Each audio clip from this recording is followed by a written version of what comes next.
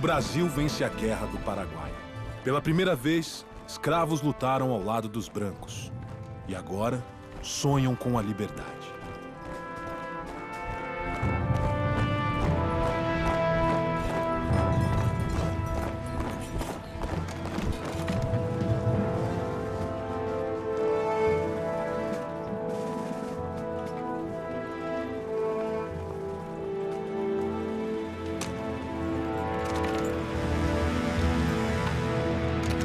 O que tá pegando minha arma? Põe o grilhão nele! Solta!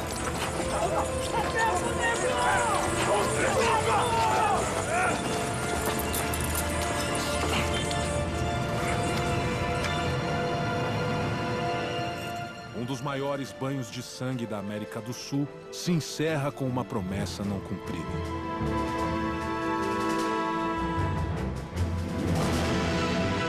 Nesse cenário turbulento, o movimento abolicionista ganha força. Estão a contratar os negros libertos. Racismo silencioso. A sociedade brasileira finge que não aconteceu nada. Então, não tem nenhum projeto que signifique a incorporação à política e social desse contingente. O Império estimula a vinda de camponeses europeus para substituir os escravos nas lavouras do país. E aqui encontravam uma terra onde circulava o dinheiro e onde tudo estava por fazer.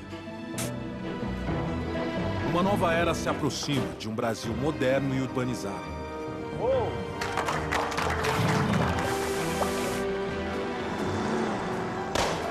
E no centro desse turbilhão, 4 empreendedores visionários.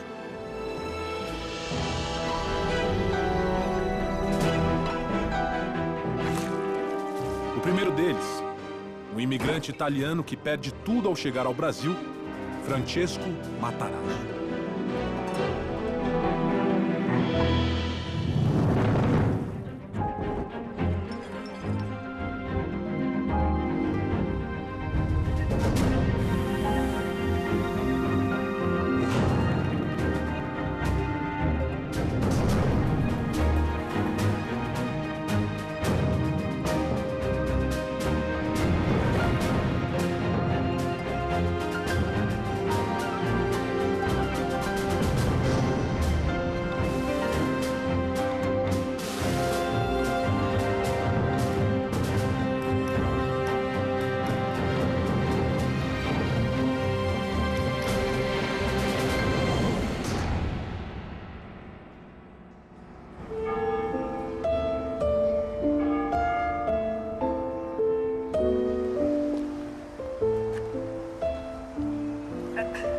Buonasera, signore Matarazzo.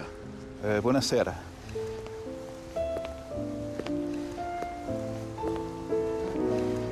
Gliel'ho già detto, mio padre non c'è. Ma i miei articoli, dove li lasci?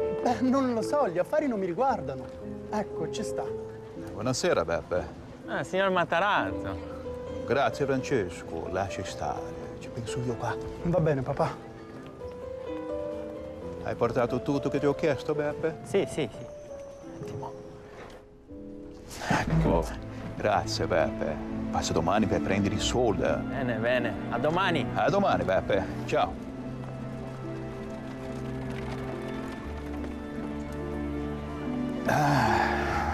Figlio mio, la vita degli ambulanti è dura, è pesante. Ma mi fa molto piacere, che non passerai mai per questo.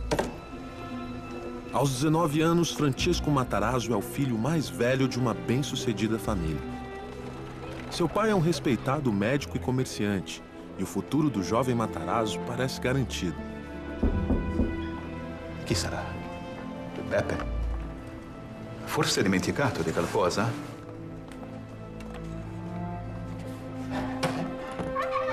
Prego. Signor Matarazzo? Sì, ci sono io. E lei?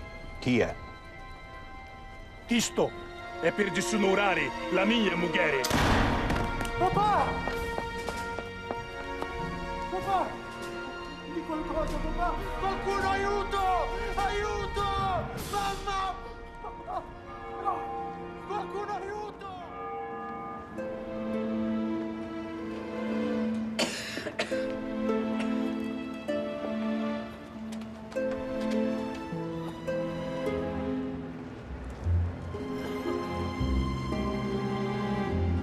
con permesso, sono venuto a parlare con il signor Matarazzo. Sono venuto a ricevere il pagamento.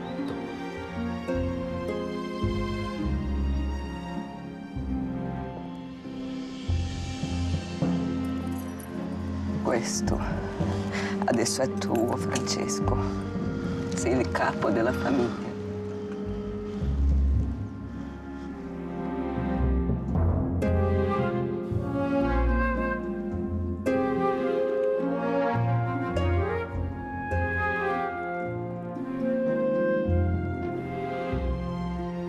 Buonasera, Beppe.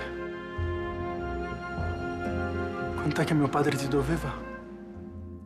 O Matarazzo constitui exemplo de superação de adversidades. Dois fatores que são determinantes. Primeiro, a expectativa da mãe com relação ao êxito dos filhos. Isso na cultura italiana é muito forte. Mas, do outro lado, quando a pessoa, e isso é característica do Matarazzo, quando a pessoa tem que superar dificuldades cedo na vida, vai desenvolver essa habilidade.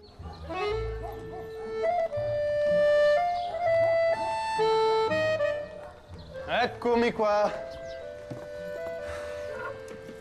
Scusatemi, compari. Affari. Non ti preoccupare, Francesco. E gli affari, come vanno gli affari? Male, compari. Gli affari vanno molto male. Matarazzo não poderia ter assumido os negócios da família num momento pior. Os diversos territórios da Itália foram reunidos sob um único governo. A unificação causou uma grave crise nas províncias do sul, incluindo Castellabate. Se la situazione non migliora, compari, i miei affari si rovinano. E il nome Matarazzo va a finire nel fango.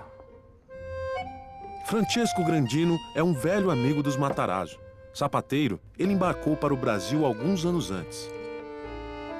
Tem uma crise na Europa, uma pobreza. Então, essa ideia de que aqui você vai conseguir terra, você vai conseguir boas condições, ela vai ser muito bem vendida na Europa. Francesco, perché non vieni anche tu in Brasile?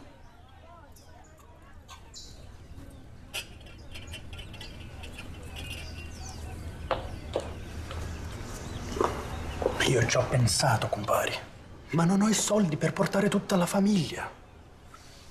E il bimbo che sta per arrivare. Gli affari vanno bene, Francesco. Io quasi non ce la faccio con tutto il lavoro che c'è. E poi in Brasile è pieno di italiani. Parla piano, compare, parla piano. Ma tu sei un commerciante o che cosa, Francesco? Gli manca la materia prima, capisci? La materia prima è tutto importato, tutto.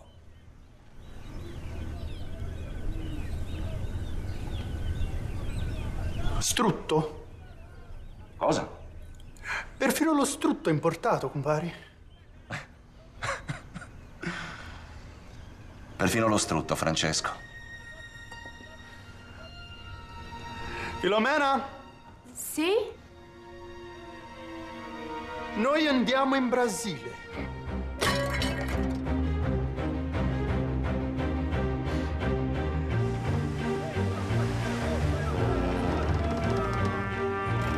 Pode descer! Devagar! Devagar! Assim! Vem, vem! Animado com a descrição do amigo Grandino, Matarazzo e sua família produzem 2 toneladas de banha de porco. Ele investe tudo que tem naquela preciosa carne. É a sua grande aposta para reerguer o nome da família na sua nova casa, o Brasil. Devagar!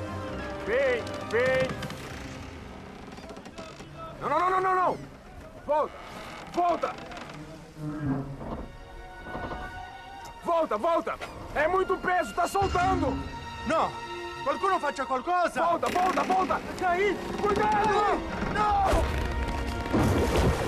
No! No!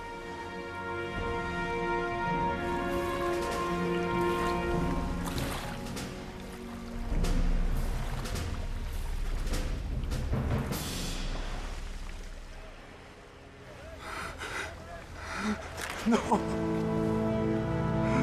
È tutto nel mare!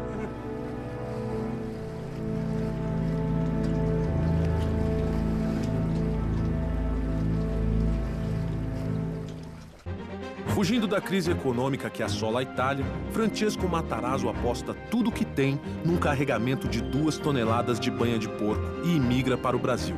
Mas, ao chegar no porto do Rio de Janeiro, uma inesperada tragédia acaba com seus planos.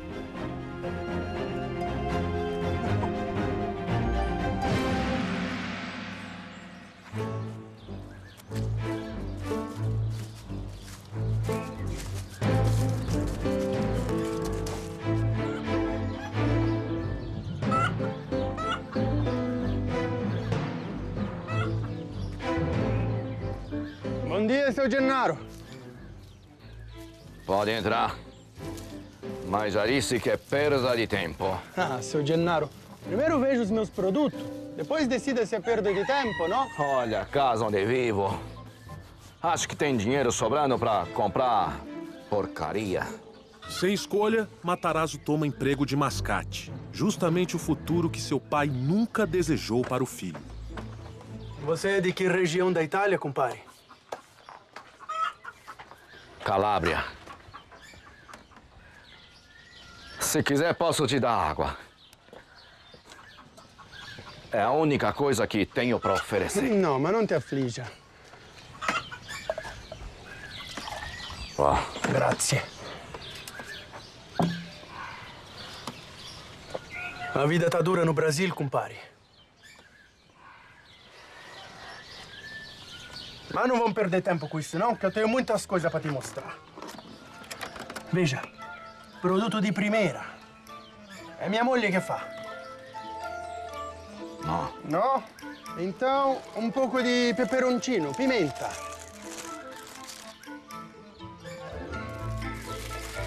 No. Espera, que eu vou te mostrar uma coisa agora que ti farà molto piacere.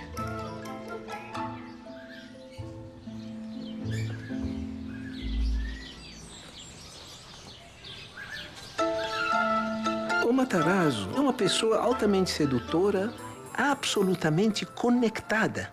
Ele conhecia não através de intermediários. Ele vivia no dia a dia a realidade do seu consumidor e potencial consumidor.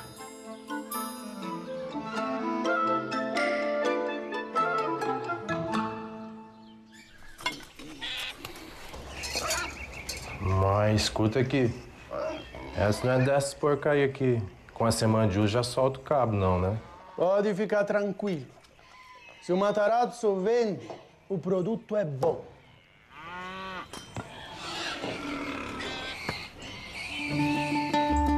Compare, o que são essas latas que você tem aqui? É umas latas velhas de munição, a Guerra do Paraguai. Eu já usei pra guardar umas coisas ou outras, mas não é pra nada, não. Ô, seu Francesco, o senhor me desculpa, mas não vou ficar com seu inchado, não, que a minha inchada ainda aguenta. Não, espera. Vou te propor um negócio. Você compra enxada e eu compro aqueles porcos que você tem ali fora. Mas o senhor negocia com porco? Comecei agora. Então, negócio fechado? Outra coisa, compadre. Você não me vende essas latas que você tem aqui, não? As grandes ideias, elas nascem das necessidades, né? Quem traz inovação são as necessidades que a gente escuta. E ter essa proximidade e acho que ter a humildade de parar e ouvir. Usando o dinheiro que havia guardado até então, Matarazzo compra os porcos e constrói ele mesmo uma prensa de banha. E para armazenar a banha, ele descarta as caras e grandes barricas de madeira e começa a usar latas. Você tem à disposição as condições de produção, né?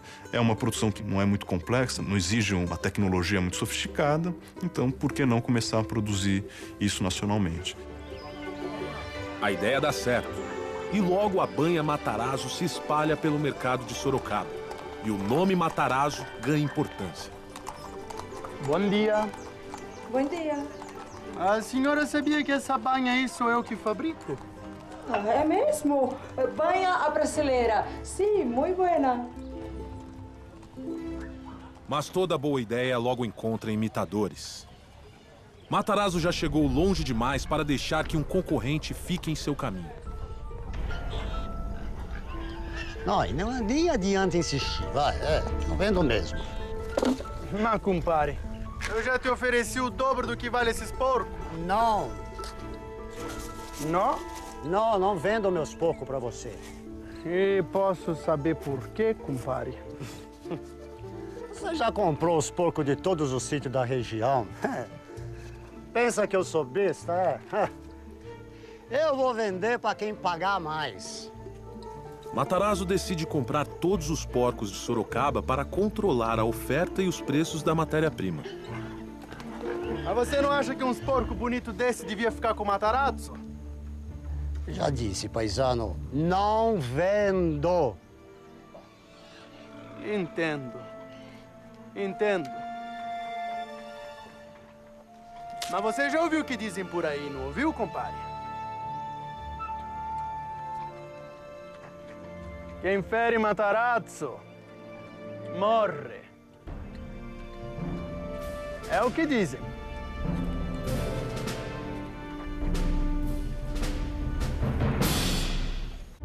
Trabalhando como mascate, Matarazzo consegue juntar o capital necessário para começar seu próprio negócio. Uma pequena fábrica de banha de porco. Com um plano de negócios inovador, a banha é vendida em pequenas porções armazenadas em latas. O produto de Matarazzo faz sucesso, mas a concorrência surge rapidamente. Banha a brasileira. Sim, muito buena. Matarazzo percebe que a solução é controlar a matéria-prima. Já disse, paisano, não vendo. Mas você já ouviu o que dizem por aí, não ouviu, compadre? Quem fere Matarazzo morre. Restringindo o acesso aos porcos, ele elimina os competidores. A banha Matarazzo logo domina o mercado. Com o sucesso da banha em lata, Matarazzo consegue abandonar o emprego de mascate e abre o Armazém Matarazzo. Bom dia, seu João. Fique à vontade. O armazém se torna um negócio estável e rentável. Ele começa com a banha, mas depois tem a lata e a partir daí vai criar uma indústria altamente verticalizada. Porque ele procurou cada vez mais ocupar todos os espaços. As matérias-primas ele preferia ele mesmo prover do que depender dos outros. Inimigo dos desperdícios, Matarazzo aproveita tudo que os porcos podem oferecer. A carne é vendida como cortes frios e embutidos. E os ossos são utilizados para fabricar botões de camisa. 5 botões.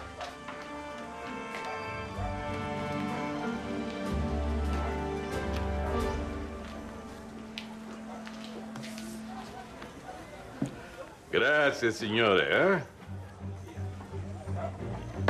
Mas Matarazzo ainda está apenas começando. Francesco, esse. A capacidade de gerar inovação e continuar sendo pioneiro é o que vai fazer a diferença entre o sucesso e o fracasso no longo prazo. O que a gente criou no começo foi o pontapé inicial, mas a inovação não pode parar por aí. Os negócios vão bem.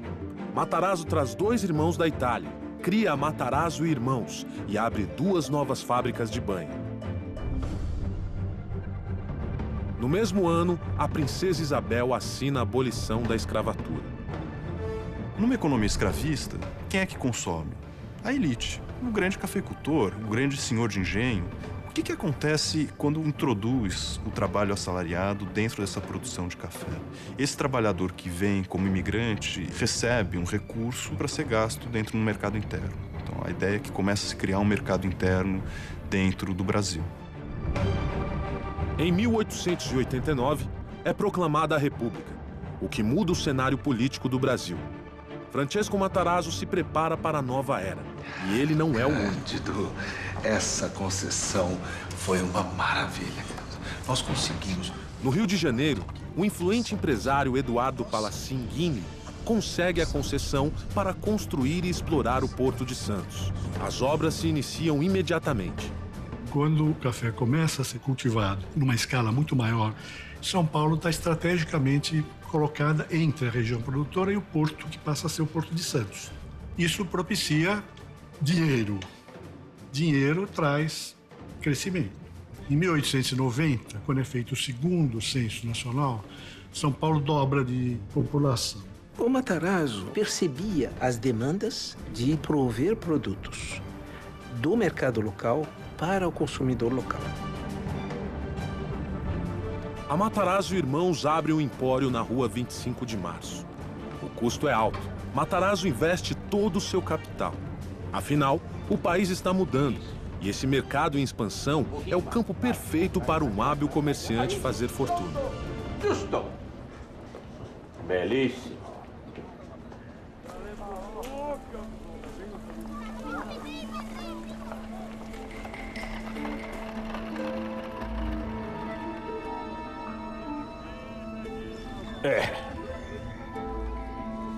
Mais um dia de prejuízo.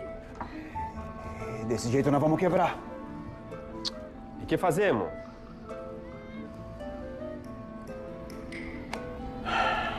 O encilhamento foi o resultado de uma política econômica estabelecida logo no início da República, que buscava o estímulo ao desenvolvimento industrial, mas que acabou gerando, por conta de uma grande emissão de moeda, um processo inflacionário e especulativo. Precisa pôr um pouco mais de farinha no saco, vocês também não entendem. Eu, meu Deus do céu, tenho que fazer tudo eu. E que com isso gerou uma quebra muito grande de negócios em torno de 1891. Tô parado. Excuse.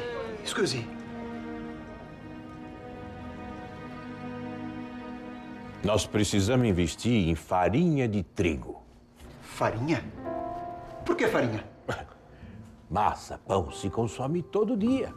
Banha de porco, as famílias consomem quanto? 1, 2 latas por mês. Farinha de trigo é todo dia. Podemos negociar com os importadores? Não. Nós podemos comprar direto dos Estados Unidos. Mas como, Francisco? Nós não temos dinheiro para esse tipo de operação. Nós podemos arranjar, ué. É só a gente vender nossas fábricas de banha. O que? Sei, Patson. As fábricas são a única coisa que dão lucro. As fábricas de banha trouxeram a gente até aqui. Agora é hora de mudar. As fábricas de banha não vão fazer as nossas empresas crescer. Farinha de trigo vai. Se você vender as fábricas, eu tô fora da nossa sociedade. E eu também. Maluco.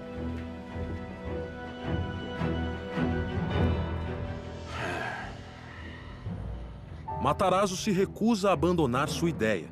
Mas, para manter a sociedade com os irmãos, ele busca outros meios de financiar o plano.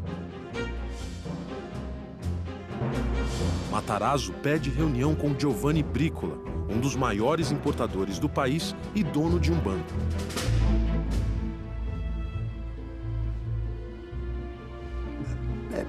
Me responde uma pergunta.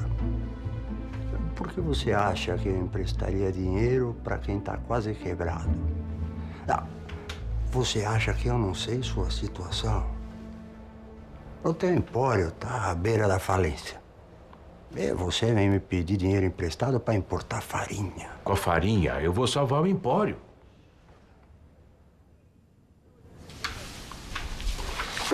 Você não devia ter vindo para São Paulo. Escuta meu conselho, que é de graça. Volta para Sorocaba, cuida lá das tuas fabriquetas de banha. Tá bom demais para um caipira do sul.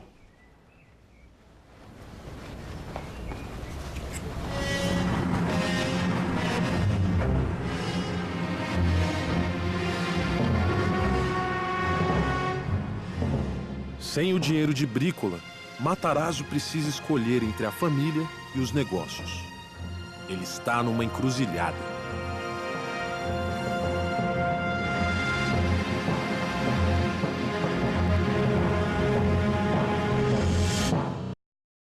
Funda uma empresa familiar com os irmãos e abre o Empório Matarazzo em São Paulo. Mas uma crise econômica coloca seus negócios em risco. Para salvar o empório, Matarazzo planeja mudar radicalmente seu modelo de negócios, importando farinha de trigo. Massa, pão se consome todo dia. Para isso, precisa de dinheiro. O teu empório está à beira da falência. E você vem me pedir dinheiro emprestado para importar farinha. E o único jeito de conseguir é vendendo as fábricas de banha de porco da empresa familiar. Mas os irmãos ameaçam romper a sociedade caso Matarazzo venda as fábricas para financiar o plano. Eu chamei vocês para falar sobre a venda das fábricas de banha. Pode parar, Francesco. Nós já dissemos, nós não queremos vender. Ponto. Eu sei disso. É que eu já vendi as fábricas.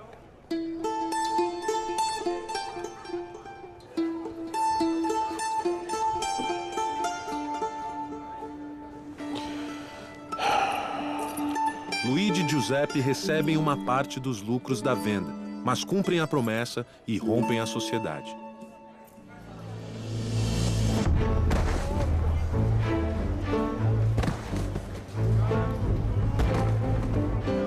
Matarazzo fecha a empresa familiar. Com o capital da venda das fábricas, ele funda a Matarazzo S.A., tendo Andrea, um outro irmão, como sócio. Além de aumentar seu patrimônio pessoal, o dinheiro é usado para importar farinha diretamente dos Estados Unidos. Isso é só o começo. A manobra dá certo e Matarazzo obtém altos lucros. Matarazzo encontra um mercado-chave, o pão de cada dia lá do trabalhador. Aliás, muitas dessas iniciativas dos empresários foi voltada para a massa de compatriotas que eles tinham aqui. Ele logo expande suas operações, importando arroz e outros cereais de partes distantes do mundo. Matarazzo atinge um novo patamar nos negócios. Para coroar a boa fase, ele começa a construção de uma mansão na recém-inaugurada Avenida Paulista. Com 19 quartos e 16 salas, é uma das maiores casas já erguidas na região.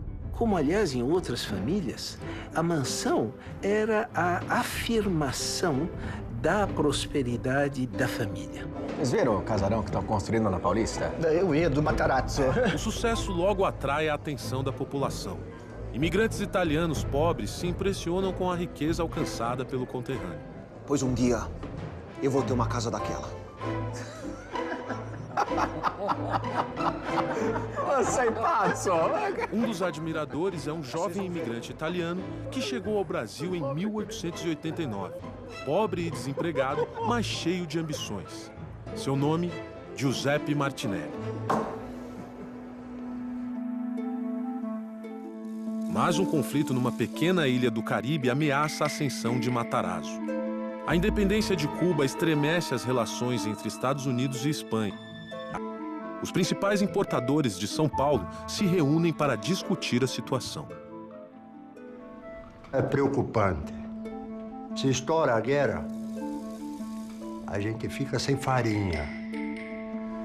Mas vamos fazer o quê? Nós dependemos dos americanos. E não temos influência nenhuma sobre a questão cubana. Então, vamos torcer para que não tenha uma guerra. Existe uma alternativa. Vamos importar farinha da Argentina. É uma ideia. É uma ideia. Infeliz. Nós temos 20% de desconto na farinha americana. Não temos ligação comercial nenhuma entre Brasil e Argentina. Ficaria caríssimo. É uma ideia. Infeliz. É inviável. Vamos tentar estocar farinha enquanto podemos. Sim. Vamos construir um novo armazém. Apesar das dificuldades, Matarazzo decide seguir com seu plano. Ele vai para a Argentina e negocia a abertura de empresas e rotas de comércio. Como previsto, a operação demanda um grande investimento, mas Matarazzo está confiante de que a manobra será lucrativa. Qualquer empreendedor tem que ter um apetite controlado pelo risco. Como que esse risco vai ser controlado, como é que a gente vai lidar com o risco, aí eu acho que é a mágica, né? De entender até onde que a gente deve chegar, em que momento que a gente também tem que dar um passo atrás para depois dar 3 para frente. Mas, quando a farinha argentina finalmente chega ao Brasil, as previsões pessimistas de Brícola se concretizam. O preço da farinha no mercado brasileiro está baixo, muito mais baixo do que Matarazzo pagou para importá-la.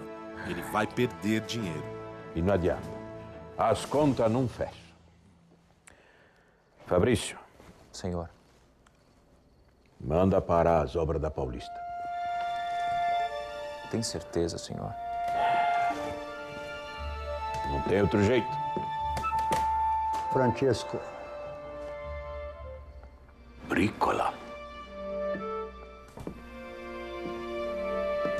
Mas você tá querendo alguma coisa aqui? Eu vim ajudar o compadre nesse momento difícil. E eu quero comprar toda a sua farinha argentina. Por um preço justo. Claro. Muito obrigado, viu, compadre? Mas eu já tenho um comprador para minha farinha. Mas que pena. Boa sorte nos negócios. Boa sorte. Para você também.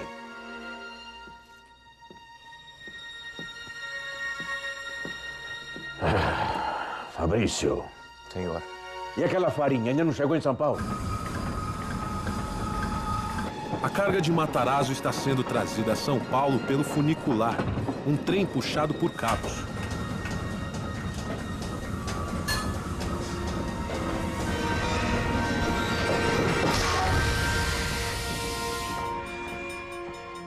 Seu Matarazzo. O que foi, Alberto? Fala logo, ah. O trem parou. O quê? A máquina que puxa o funicular quebrou. Toda a farinha está presa no meio do caminho. Assim nós não vamos ter nem como vender a farinha.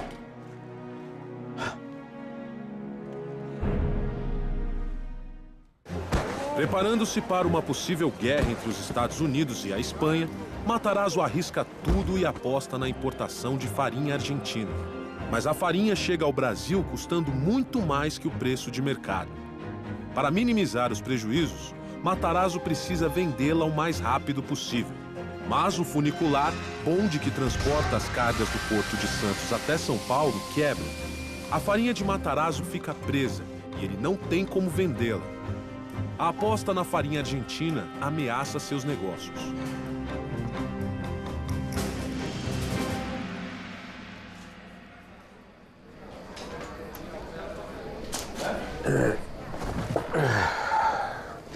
Alguma novidade, Francesco? Nenhuma.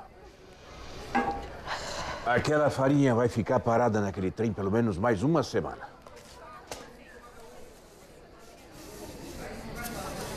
Mas eu não acredito. O que aconteceu, Francesco?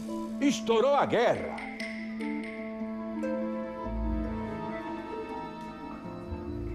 Mas eu tô salvo.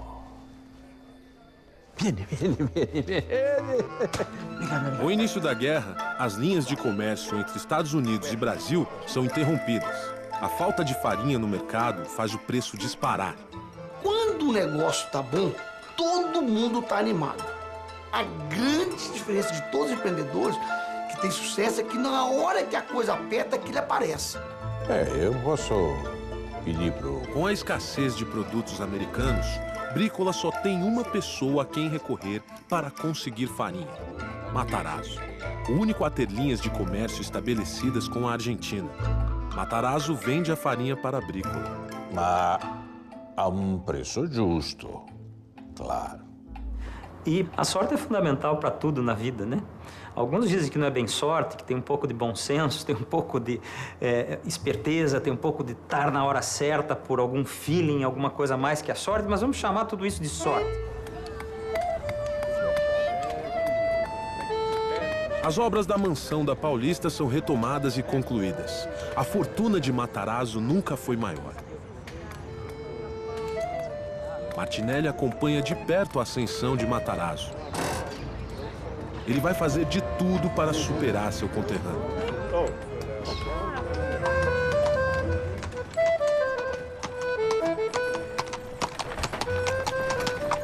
A mansão do Matarazzo, especialmente, foi uma atração turística em São Paulo. As pessoas iam lá para conhecer. Inclusive, o próprio Matarazzo é uma atração turística, né? E a hora que ele saía de casa, havia pessoas que iam lá para ver. Vamos precisar de mais empregados. Essa casa é muito grande, Francesco. Não que eu esteja reclamando, imagina. Mas limpar tudo isso... Francesco. Foi sorte. O quê? Todo o dinheiro que eu ganhei com aquela farinha argentina foi sorte. E eu não posso depender da sorte. No que é que você está pensando?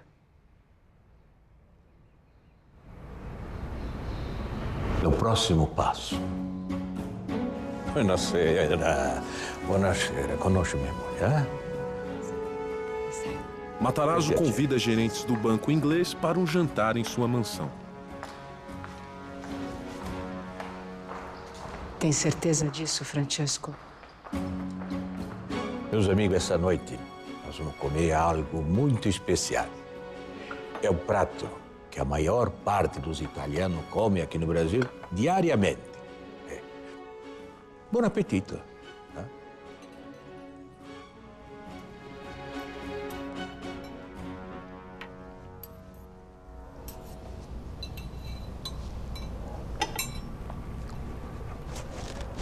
Pois é, meus amigos, vocês não precisam ser educados, não, viu? Eu sei que a macarronada tá ruim, mas vocês sabem por quê? Cozinheira nova? A farinha. Vocês acreditam que a maior parte da farinha que nós consumimos aqui no Brasil é importada? E quando ela chega da travessia, chega assim, azeda, quase estragada. Eu achava que você mesmo importava. Eu importo, mas eu não quero importar mais. Agora eu quero produzir farinha aqui no Brasil. Eu quero construir um moinho. Matarazzo apresenta aos ingleses o seu projeto. Um moinho gigantesco, com alta tecnologia e máquinas importadas da Inglaterra. Não existe nada comparável no Brasil. O plano é construí-lo próximo a uma estação de trem, para facilitar o escoamento da produção. E a farinha será vendida em sacas, não mais em barricas, tornando o produto mais acessível, exatamente como Matarazzo fez com a banha em lata. É o projeto mais ambicioso de Matarazzo até então. E para que tudo isso se torne realidade, só precisa de uma coisa. Um empréstimo do banco inglês. O que é que foi? Algum problema? Não gostaram da ideia? Não é nada disso, Francesco. O projeto é bom, Francesco. Mas é muito caro. Caro e arriscado. O que está acontecendo? Há quanto tempo que nós fazemos negócio? Alguma vez eu deixei de honrar minhas dívidas? Matarazzo vale o que assina, é? Não leve a mal. Nós sabemos que você é um dos comerciantes mais confiáveis desse país. Mas é um projeto que não é para um comerciante. É para o industrial. E são coisas muito diferentes. Um projeto caro como esse, se der errado, pode comprometer até o banco. E você iria à falência.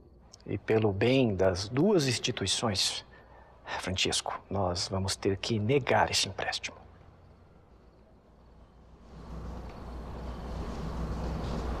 Não. Não é arriscado, porque não tem como dar errado. Eu sei que eu sou um caipira lá do sul da Itália, não é? Um mascate, um comerciante, como você disse. Mas uma coisa eu aprendi na vida. Uma coisa só tem valor se tem alguém para comprar. E eu conheço muito bem o meu mercado. Eu conheço os italianos. Quando eu cheguei aqui no Brasil, eu perdi tudo que eu tinha. E fiz uma fortuna vendendo para eles. Hoje eu sou o maior comerciante de farinha de São Paulo. Com um moinho, eu vou ser o único fabricante. Como empresário, como comerciante e como italiano, eu garanto a vocês, esse moinho está fadado ao sucesso. Reconsiderem. Entraremos em contato. A grande sacada do Matarazzo é justamente entender esse momento da indústria no Brasil, da emergência industrial do Brasil. Senhor Matarazzo, chegou um telegrama. É do banco, senhor. O que diz? Substituir aquilo que antes era importado por uma produção nacional e que tem um mercado grande à disposição.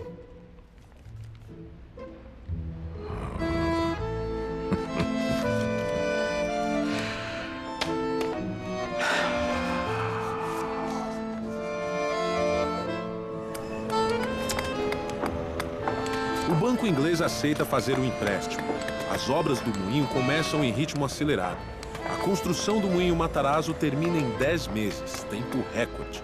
Logo está funcionando a todo vapor, produzindo 110 toneladas de farinha por dia. Dentro da estrutura do moinho, o Matarazzo percebe que precisaria produzir tudo aquilo que, de certa forma, atenderia o seu próprio produto. Então, você vai precisar de sacos para ensacar a sua produção. Então, é preciso construir uma pequena tecelagem de juta, que depois vai daí derivar uma malharia para produção têxtil. É preciso ter uma pequena metalurgia, por conta de ferramentas que vão ser usadas dentro da produção industrial. O moinho é apenas o começo. As fábricas de Matarazzo proliferam-se. Tecelagem, cosméticos, produtos de limpeza, uma infinidade de artigos com o nome Matarazzo. Fica conhecido como fabricante de fábricas. Quando nós olhamos a história dos pioneiros e o caso também do Matarazzo, ao longo da vida, nós vamos ver que a riqueza, para eles, é um meio, não é um fim. Enquanto que para aqueles que procuram a riqueza como fim, raramente eles se tornam pioneiros. Os pioneiros são aqueles que fazem da riqueza um meio de viabilizar o sonho. Criando produtos que os imigrantes e as classes mais pobres podiam comprar, Matarazzo fortalece a nascente classe média do país. Cria um império. E o símbolo dessa transformação é o moinho Matarazzo, um dos primeiros passos da indústria brasileira. Mas esse é apenas o começo.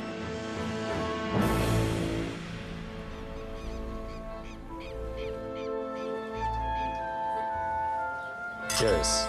Há um trabalho bem feito. Um ambicioso norte-americano começa a se interessar pelo Brasil. Seu nome? Percival Farquhar. Com seu sócio canadense William Van Horn, Farquhar acaba de completar um ambicioso e bem-sucedido plano de linhas de bonde e iluminação em Cuba. E agora, Percival, o que vai fazer depois de Cuba? Eu tenho um pequeno projeto. Farquhar é da segunda geração dos grandes capitalistas americanos. A geração de seus pais construiu a indústria e a infraestrutura dos Estados Unidos.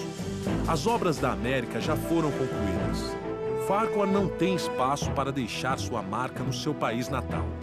Então, não vai me dizer qual é o projeto? Uma ferrovia. Ferrovia? Onde? Em todo o continente. Eu vou construir a Pan-Americana, William. Uma ferrovia que vai ligar o Alasca à Terra do Fogo. Você nunca foi de pensar pequeno. Vai precisar de muito dinheiro. O dinheiro eu consigo. E vai precisar trabalhar no Brasil. Vai precisar de contatos, vai precisar de reputação. Senão não constrói nenhuma linha de bonde. Você tem razão, William. Algum conselho? Para sua sorte, eu tenho um cartão de visitas ideal para você entrar no Brasil. Você vai para o Rio,